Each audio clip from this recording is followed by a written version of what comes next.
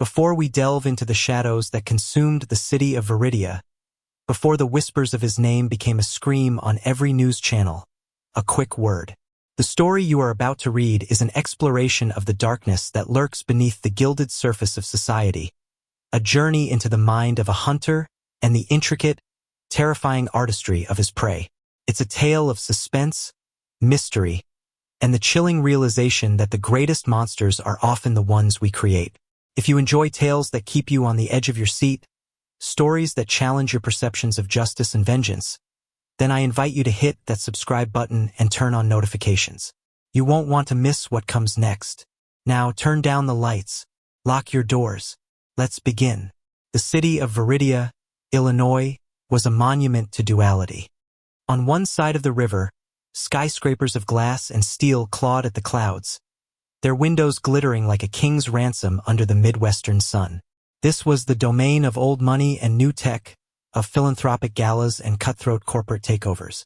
On the other side, the brick-and-mortar heart of the city beat a slower, grittier rhythm, a labyrinth of brownstones, forgotten factories, and neighborhoods that remembered a time before the gleam of progress had cast such long, unforgiving shadows. It was a city of saints and sinners, and Detective Elias Thorne had spent 30 years of his life trying to tell the difference. Tonight, the difference was academic. Tonight, sin had a stage, and it was the most expensive one in the city. The penthouse suite of the Blackwood Tower was an assault on the senses. The air, thick with the cloying sweetness of spilled champagne and the metallic tang of blood, clung to the back of his throat. Flashing red and blue lights from the street below painted strobing, frantic patterns across the Italian marble floors and silk-hung walls. Elias, his worn trench coat a drab anomaly in the opulent chaos, navigated through the hive of activity. Forensics techs in white suits moved with practiced reverence, their flashbulbs popping like profane prayers in the hallowed hall of the dead. His partner, Detective Isabella Rossi, was already there, her face illuminated by the glow of her tablet. She was 20 years his junior, a product of a new era of policing data-driven, efficient, and perpetually caffeinated. Where Elias saw a crime scene as a story to be read, Rossi saw it as a dataset to be analyzed. It was a source of constant, low-grade friction between them, but one born of mutual respect. "Tell me something I don't know, kid," Elias grumbled, his voice a low rasp honed by too many cigarettes and sleepless nights. Rossi didn't look up. Arthur Blackwood, 58, CEO of Blackwood Industries, found by his wife, Clara, an hour ago when she returned from a charity auction. ME puts time of death between 9 and 10 p.m. No forced entry. Security systems were disabled from the inside. Whoever did this was either let in or knew the codes. Elias absorbed the information, but his eyes were fixed on the centerpiece of the macabre tableau. Arthur Blackwood was not simply dead. He had been arranged. He was seated in a high-backed, velvet armchair in the center of the room, facing the floor-to-ceiling windows that overlooked his glittering kingdom. He was dressed in his custom-tailored tuxedo, but his posture was grotesquely unnatural. His head was lolled to one side, his jaw slack, a single, precise puncture wound visible just below his sternum. But it was the additions that made the bile rise in Elias's throat. From the ceiling, almost invisibly thin, a series of shimmering, golden wires descended. They were attached to Blackwood's wrists and ankles, pulling his limbs into the stiff, awkward pose of a marionette whose master had just dropped the controls. His hands were turned palms up, as if begging. And all around him, blanketing the priceless Persian rug, was money.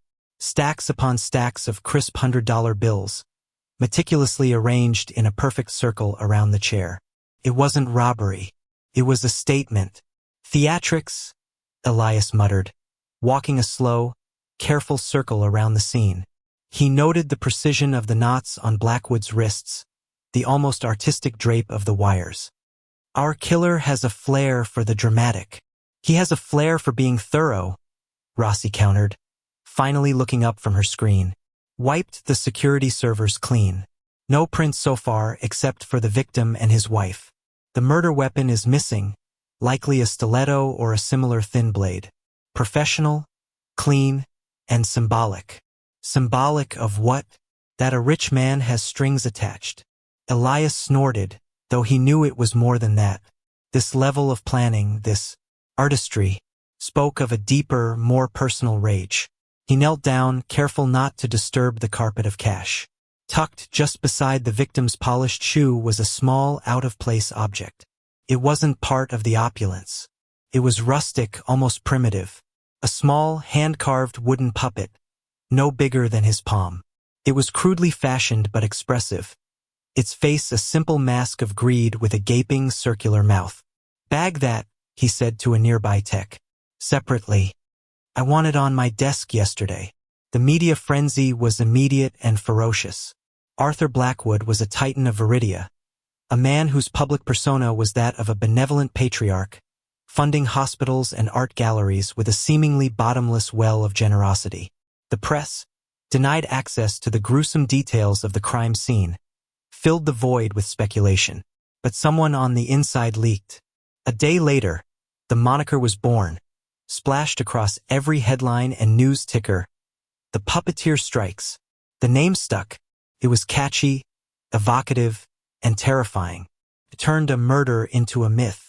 The city was captivated, horrified. The Puppeteer wasn't just a killer.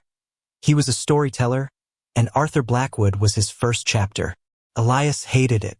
The name gave the killer power, turned him from a pathetic murderer into a phantom, a boogeyman for the city's elite. He and Rossi spent the next week drowning in the details of Blackwood's life, and the saintly facade quickly began to crumble. They found a trail of shuttered factories, ruined pensions, and hostile takeovers that had left thousands destitute. Blackwood didn't build an empire. He conquered one, and his path was littered with the financial corpses of his rivals and employees.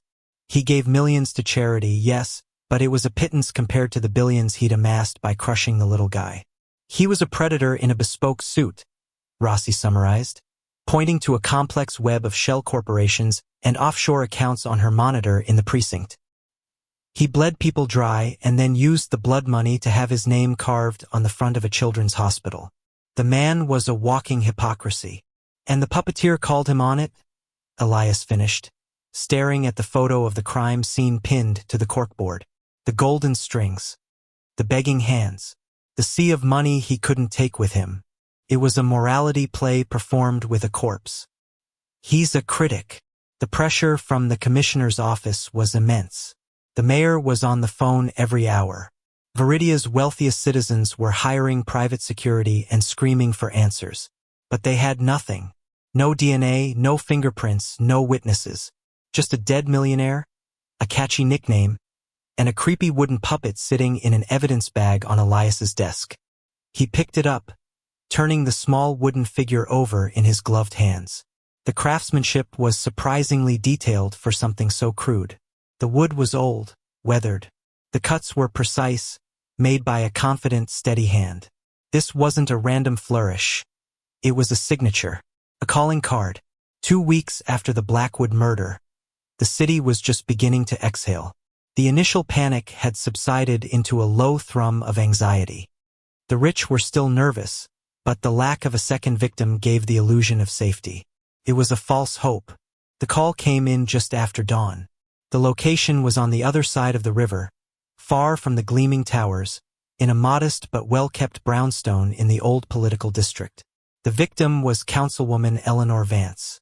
Elias felt a cold stone drop in his stomach as he ducked under the police tape. The scene was different, yet hauntingly familiar. Vance was in her home office, a room filled with books on law and civic duty, plaques from community organizations, and photos of her shaking hands with the city's most powerful figures. She was slumped over her mahogany desk, a victim of the same single, precise puncture wound to the chest. But again, it was the staging that screamed the Puppeteer's name. Her body had been manipulated. A long, crudely fashioned wooden dowel had been affixed to her nose, jutting out a foot from her face like a grotesque Pinocchio.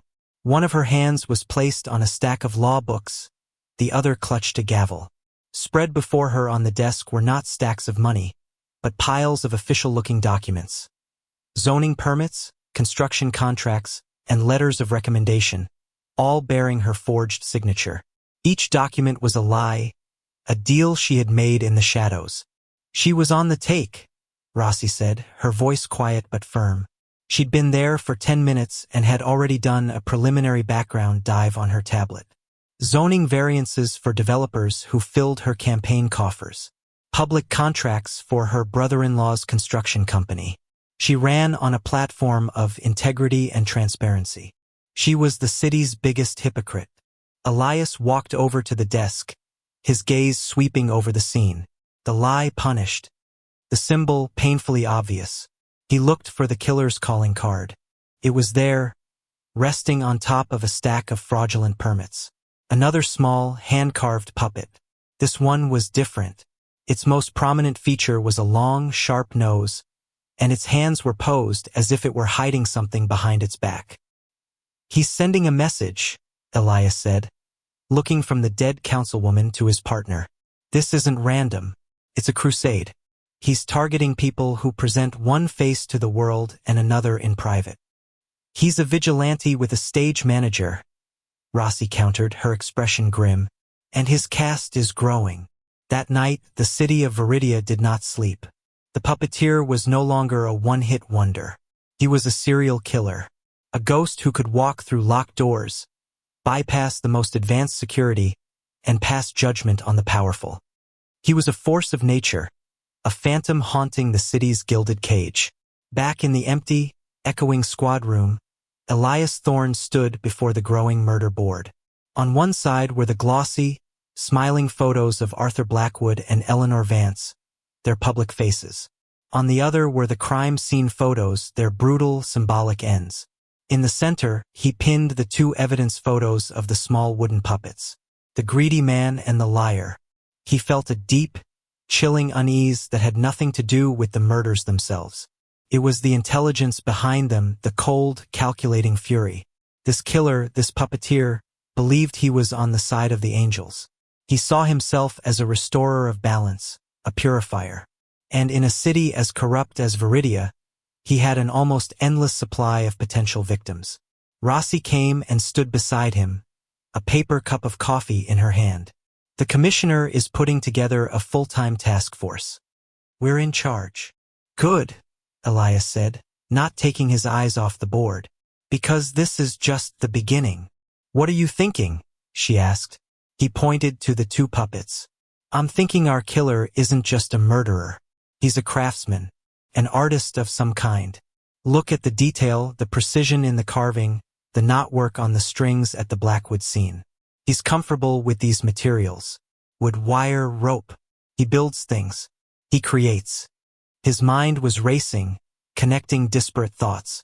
The theatricality, the symbolism, the craftsmanship. It was a performance, a dark, twisted opera, and the entire city was the audience.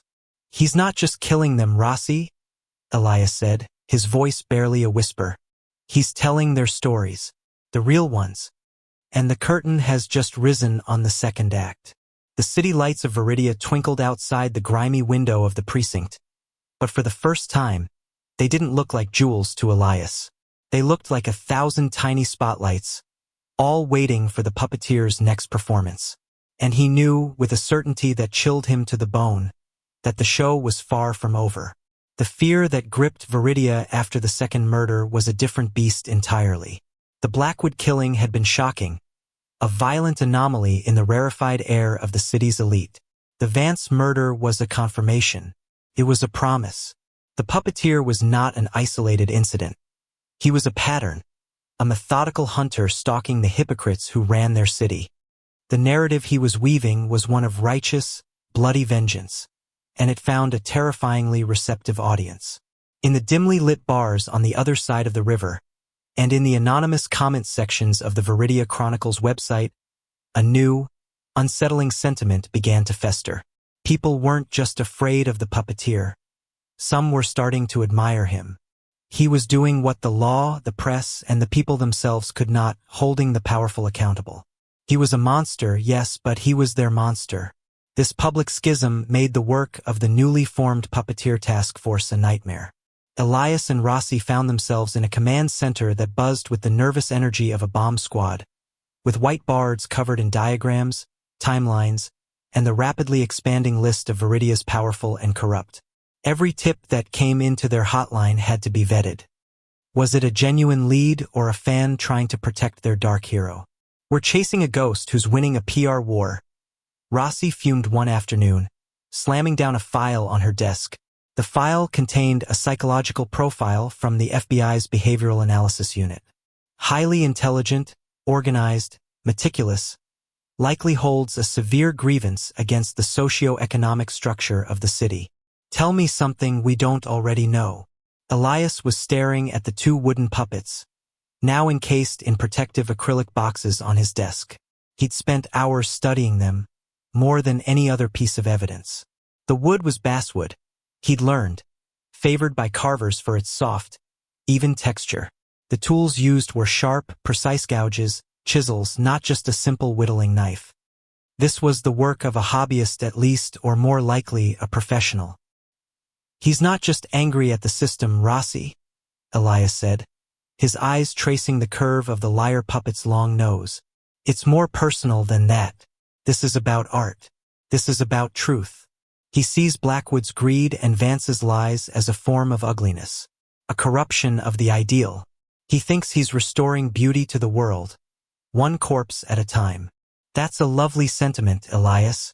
Let's put it on a greeting card. Meanwhile, a sociopath is redecorating the city's penthouses with dead bodies. Her frustration was understandable. They had interviewed hundreds of people, disgruntled former employees of Blackwood, political rivals of Vance, their families, their lovers, their enemies. They had uncovered a city's worth of dirty laundry, but no solid leads. The puppeteer left no forensic trail. He moved through the city's digital and physical infrastructure like a phantom. He was either incredibly lucky or a master of his craft. Elias suspected the latter. The breakthrough, when it came, was not from a fingerprint or a strand of DNA. Came in the form of an email. It was sent to Ben Carter, a star investigative reporter at the Viridia Chronicle, a man known for his muckraking and his ego. The email's origin was untraceable, bounced through a dozen proxies across the globe. But its message was chillingly clear. The subject line was simple, an artist's statement. The body of the email was a manifesto. It was arrogant, articulate, and filled with a cold, intellectual fury. The author, who openly identified himself as the puppeteer, did not apologize for his actions. He celebrated them. The city of Viridia is a stage, it began, and upon it, a terrible play is performed daily. A play of greed, deceit, and moral decay, starring actors who have forgotten their humanity. They wear the masks of philanthropists, public servants, and guardians of truth. I am not a murderer. I am a critic. I am a director, recasting these players in roles that reflect their true nature. Arthur Blackwood was not a captain of industry. He was a parasite in a fine suit, a puppet whose strings were pulled by avarice. So I gave him golden strings and a throne of the money he worshipped above all else. Eleanor Vance was not a servant of the people. She was a charlatan, a wooden puppet whose every word was a splinter of deceit. So I gave her the nose she had earned through a lifetime of lies. The manifesto went on, a diatribe against the city's soul sickness. It was filled with theatrical metaphors, referencing everything from Shakespeare to the Grand Guignol. It was a declaration of intent. But it was the ending that made every cop in the task force go cold. There are more actors waiting in the wings. My next performance will celebrate the jester, the one who distracts the public with noise and nonsense while the real crimes are committed in silence. He juggles words, but has no truth. He wears a smile, but has no joy. He is the guardian of the lie. The curtain will rise soon. The publication of the manifesto threw gasoline on the city's fire. The puppeteer was now a celebrity. He was a philosopher king of killers, a zodiac for the 21st century. Ben Carter, the reporter, became an overnight sensation, appearing on every news network to dissect the killer's words. Elias watched Carter on the screen in the break room, his face a mask of smug importance. Look at him, Elias grumbled to Rossi. He thinks he's part of the story now. The killer chose him. He is part of the story, Rossi said, her fingers flying across her keyboard. And that might be his first mistake. The puppeteer's ego is showing. He wants an audience. He wants recognition for his art. I'm running a linguistic analysis on the manifesto, cross-referencing it with university databases, artistic statements, theater troupe archives, anything. The jester, Elias murmured, his mind racing. Who distracts with noise and nonsense? Politician? A CEO? The description was too broad. It was Ben Carter himself who gave them the answer, though he didn't realize it. On a primetime cable news show, while pontificating on the killer's psychology, he said, "The puppeteer is targeting the pillars of our society. First finance, then politics. The next logical step would be the media itself. The so-called Fourth Estate." Elias's blood ran cold. The jester, the one who juggles words, the guardian of the lie. Carter wasn't just reporting the story. He was auditioning for a role in it. The task force put Carter under 24/7 surveillance, a fact he loudly protested as an infringement on his journalistic freedom. Elias knew it was a long shot. The puppeteer hadn't been sloppy yet. But what if his ego, his desire to taunt the very man he was using as a mouthpiece, made him reckless? For a week, nothing happened. The city held its breath. The surveillance on Carter turned up nothing but late nights at the office and expensive dinners. The linguistic analysis from Rossi's team was a dead end, the language too sophisticated to be easily matched to any one database. The task force was chasing shadows, waiting for the curtain to rise on the next bloody act. Elias found himself drawn back to the puppets. He'd requested and received the original case files from Blackwood and Vance's backgrounds. He wasn't looking for murder clues anymore. He was looking for a connection, however tenuous, between the victims. On the surface, there was none other than their shared hypocrisy. A corporate raider and a corrupt city councilwoman moved in different circles. He decided to dig deeper, to go back further.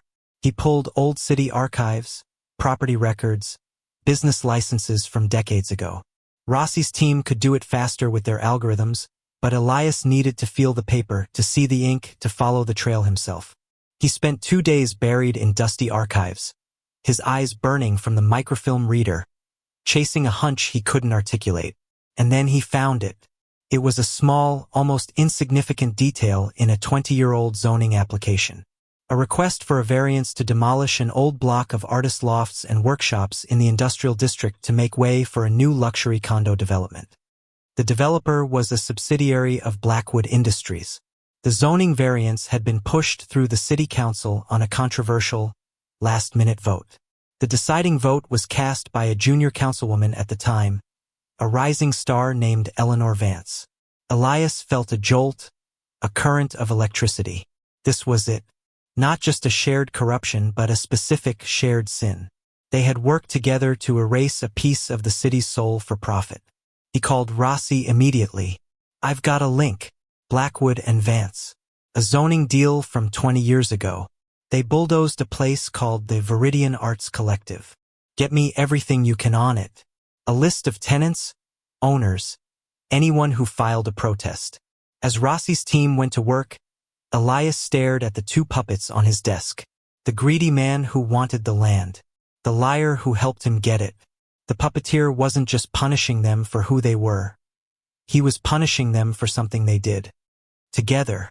His train of thought was shattered by a frantic call from the surveillance team outside Ben Carter's apartment. "He's gone," the officer said, his voice tight with panic. "The TV is on, the lights are on, but he's not answering his door. His security detail out front hasn't seen him leave. We think he got to him." They found Ben Carter in the studio of the TV network where he filmed his nightly show. The building was locked down for the night, with only a skeleton security crew. The puppeteer had bypassed it all with the same ghostly efficiency as before. The scene was his most elaborate yet. The studio was dark, save for a single, harsh spotlight aimed at the anchor's desk. Carter was seated in his own chair, but his body was twisted, contorted into the manic, gangly posture of a court jester. He wore a multicolored jester's hat, its bells eerily silent. His face, frozen in death, was painted with a grotesque, permanent smile. In his hands he held 3 balls, as if in mid-juggle. One was a globe, representing the world he claimed to explain. The second was a microphone, the tool of his trade. The third was a human heart, presumably his own, torn from his chest. The symbolism was as brutal as it was clear. He juggled the world and his own voice, but he had no heart, no truth. The single puncture wound was centered precisely where his heart used to be. And on the desk, propped up against the teleprompter, was the third wooden puppet. The jester, its face fixed in a wide, empty grin, its body posed in a foolish dance. The city erupted. The puppeteer had killed his own messenger. He was a rabid dog, unchained from any logic or pattern the public had tried to impose on him. The nascent admiration for him curdled back into pure terror. In the terrible, silent aftermath at the crime scene, as forensics buzzed around the ghastly display, Rossi found Elias standing off to the side, away from the body. He wasn't looking at the dead reporter. He was staring at the intricate set design of the news studio, the cameras, the rigging for the lights high above in the ceiling. "The knots, Rossi," he said, his voice distant. "Look at the rope holding up that jester's hat on his head. The knot is a perfect clove hitch. Same kind of knot used in theatrical rigging. Same precision as the golden wires on Blackwood." Rossi came over, her face pale. "What are you saying?" "I'm saying this guy knows his way around a stage. Literally." He turned to her, his eyes intense. "Your team. Did you find anything on that arts collective?" "Yeah," she said, pulling out her tablet. It was a collection of studios for sculptors, painters, woodworkers, a few avant-garde theater groups. "We've been running the tenant list, but it's 20 years old. People have moved." "Focus on the woodworkers," Elias commanded. "The puppeteers, the set designers, the people who lost their livelihoods when Blackwood and Vance tore their world down. Our killer isn't just an artist. He's a displaced artist, a performer who lost his stage." He looked back at the horrific scene, at the dead jester under the spotlight. This wasn't just a message to the city anymore. This was a personal vendetta, 2 decades in the making.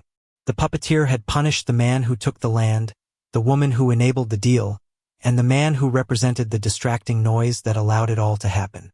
A new name surfaced from Rossi's frantic search of the arts collective's old tenant list. A name that had filed a dozen futile legal protests against the demolition. A man who had lost his family's woodworking and marionette workshop, a business that had been there for 3 generations. His name was Julian Croft. He was listed as a master puppeteer and theatrical set designer. "Where is he now?" Elias asked, a feeling of cold, dreadful certainty settling over him. Rossi's face was grim. According to the records, he fell off the grid about 15 years ago. No credit cards, no driver's license, no fixed address.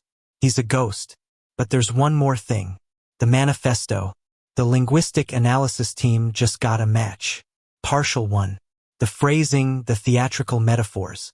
They match a series of obscure, angry essays protesting the commodification of art, published in a small arts journal 20 years ago.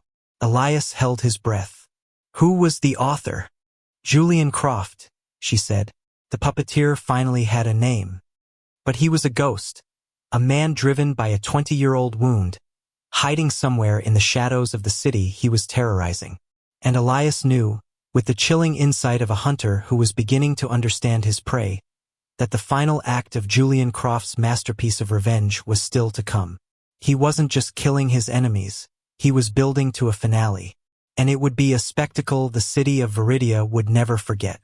Discovering the name Julian Croft was like finding a key without knowing which of the city's million doors it would unlock. He was a ghost, but a ghost with a history, a wound, and a motive that was now terrifyingly clear. The puppeteer wasn't a random crusader against societal ills. He was a man methodically avenging the destruction of his world. The Viridian Arts Collective wasn't just a building. It was his life, his legacy, and Blackwood and Vance had bulldozed it for profit. Ben Carter was the final insult, the media jester, who filled the airwaves with meaningless noise while real art, real lives, were being erased. The task force command center transformed. The broad list of potential victims was scrapped. Now there was a singular focus. Every resource was poured into answering one question. Who was Julian Croft and where had he gone? They built a timeline of his life. Born and raised in the workshop his grandfather had founded. A prodigy in carving and marionette design. He inherited the family business, but his passion was for avant-garde, political theater. He wrote, designed, and directed dark, satirical puppet shows that critiques the very greed and corruption he would later punish with death.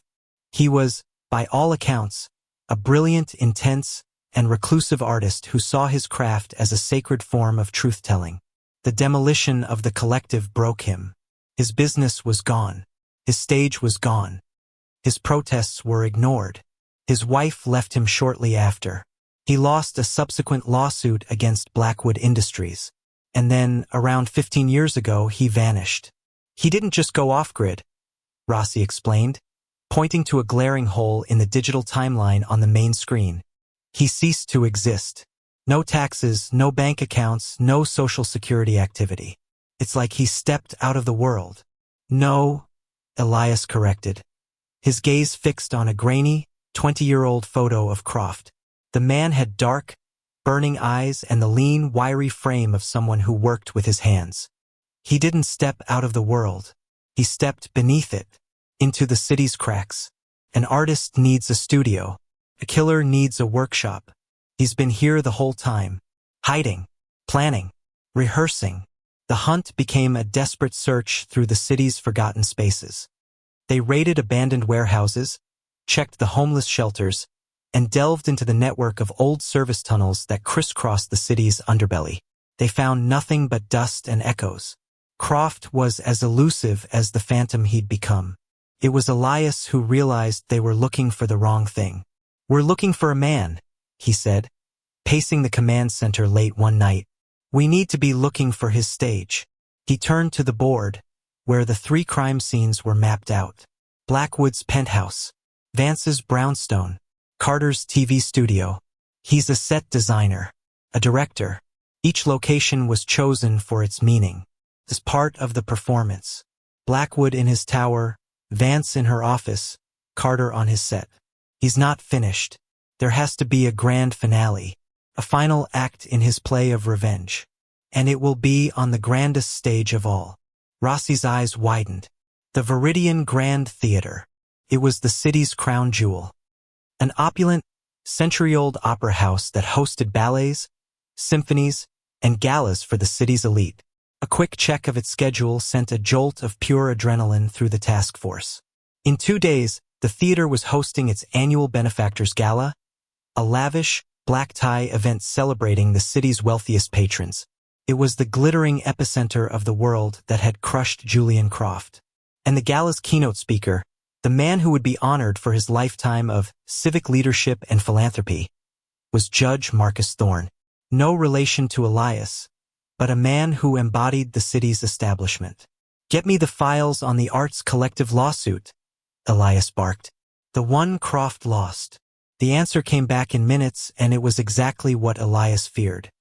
The judge who had dismissed Julian Croft's final, desperate lawsuit against Blackwood Industries, the man who had officially signed the death warrant of his world, was a younger Marcus Thorne. The final puppet was the judge. "He's going to hit the gala," Rossi stated, the color draining from her face. "It's a target-rich environment, hundreds of people. It'll be a massacre." "No," Elias countered, his mind racing, trying to think like the artist, the director. "A massacre is messy, is chaotic. It's not his style. This is a performance. He wants a single star for his final act. He's going to kill Judge Thorne, and he's going to do it on stage in front of everyone. It's the ultimate statement. Justice, as he sees it, delivered before the very audience that ignored him." The next 48 hours were the most intense of Elias's career. The gala could not be canceled. The mayor refused to bow to a terrorist, fearing citywide panic. Instead, it became a trap. Every inch of the Viridian Grand Theater was swept for explosives, for traps, for any sign of Croft's infiltration. Uniformed officers would be visible, but the Real security would be the dozens of plainclothes task force members, including Elias and Rossi, who would be scattered throughout the audience, the staff, and the backstage crew. They found his workshop by accident. A sanitation worker, clearing out a condemned sub-basement in a building adjacent to the theater, stumbled upon it. It was a scene of chilling, obsessive artistry. The walls were covered in blueprints of the Grand Theater, photos of the 4 victims with their sins scrawled beneath, and dozens of half-finished puppets, each one a grotesque caricature of a powerful city figure. In the center of the room was a workbench. On it lay a single, unfinished wooden puppet. The judge. It wore a blindfold, and its hands held a pair of unbalanced scales. But Croft was gone. He had already moved into position. He was inside the theater. The night of the gala was a symphony of tension. Outside, limousines deposited Viridia's elite onto a rain-slicked red carpet. Inside, the grand lobby buzzed with champagne, string music, and nervous laughter. The air was thick with perfume and fear. Elias stood in the shadows of the upper balcony, his eyes scanning the crowd, every face a potential mask for the killer. Rossi was backstage, disguised as a stagehand, her voice a calm, steady presence in his earpiece. "All clear back here," she whispered. "Security is tight on all levels. He can't get to the judge without going through us." But Elias knew Croft wouldn't come through the front door. He was a creature of the backstage, of the rigging and the shadows. The gala began. Speeches were made. Awards were given. The tension stretched tauter with every passing minute. Finally, Judge Thorne was introduced. A portly, self-satisfied man, he walked to the podium to a wave of polite applause, blissfully unaware that he was the star of a horror play. He began his speech, his voice droning on about civic duty. Elias watched him, but his attention was elsewhere. He was looking up, into the vast, dark space above the stage, the fly space. A complex grid of ropes, pulleys, and catwalks used to fly scenery in and out. The domain of a master stagehand. The home of a puppeteer. "Rossi," he whispered into his mic, "get your eyes on the fly space. Above the stage. It's been swept, Elias. It's clear. Sweep it again." As the judge droned on, Elias saw it. A flicker of movement in the darkness high above. A shadow detaching itself from other shadows. It was Croft. He had been hiding there for days. "He's in the rigging." Above center stage, Elias's voice was a controlled roar in the ears of the task force. "He's directly above the judge." Panic erupted in the security channels. Teams began to converge on the catwalk entrances. But it was too late. Suddenly, a single brilliant spotlight snapped on, isolating Judge Thorne at his podium. The rest of the house lights went dark, plunging the audience into blackness and confusion. A collective gasp swept through the theater. From the darkness above, a figure descended. It was not Julian Croft. It was a massive, life-sized marionette, a terrifying effigy of Lady Justice, but her scales were broken and her sword was real. It moved with an unnatural, fluid grace, lowered on wires by an unseen master. And then, Croft's voice, amplified by the theater's own sound system, boomed through the space. It was a voice of pure, cold fury. "For 20 years, I have waited. You, the gilded audience, sat and applauded as your city's soul was carved up and sold. You celebrated the thieves and the liars. Tonight, you will be the audience for a new kind of play. A play about real justice." The Lady Justice marionette swung its sword. The crowd screamed. The judge stood frozen in the spotlight, a deer in the headlights. Elias didn't hesitate. He wasn't going to get to the catwalk in time. He drew his service weapon, braced himself against the balcony railing, and aimed into the darkness above the spotlight's glare.